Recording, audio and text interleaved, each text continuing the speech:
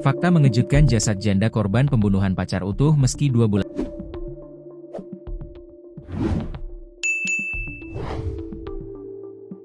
Fakta mengejutkan terungkap pada jasad janda korban pembunuhan pacar di Wonogiri, Jawa Tengah. Sebab jasad janda yang dibunuh pacar sejak 2 bulan lalu ditemukan relatif utuh meski sudah mengeluarkan bau.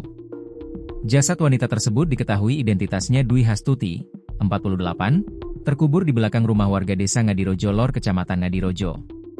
Jenazah Dwi Hastuti dievakuasi pada Kamis, 1 Mei 2025, dini hari. Ketua RT setempat, Sutino, mengaku dirinya kaget dan tak menyangka adanya jasad perempuan di lokasi itu.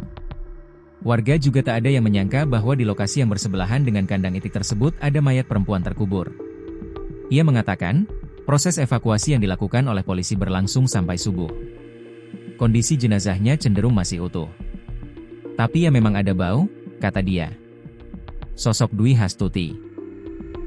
Dwi Hastuti, wanita yang tewas dicor di Dusun Brubuh RT 04 RW 01, Desa Ngadirojo Lor, Wonogiri, Jawa Tengah. Berdasarkan penelusuran tribunnews.com, Dwi Hastuti merupakan wanita kelahiran 1977. Ia tutup usia di umur 48 tahun. Dwi Hastuti sendiri tercatat sebagai warga desa Baturetno, Kecamatan Baturetno, Wonogiri. Korban dibunuh oleh kekasihnya sendiri bernama Joko Nur Setiawan, 34. Kapolres Wonogiri, AKBP Jarod Sungkowo, membenarkan hubungan asmara tersangka dengan korban.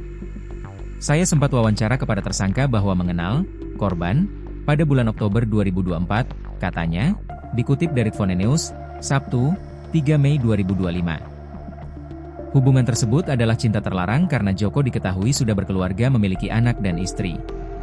Sementara, korban Dwi Hastuti berstatus sebagai janda.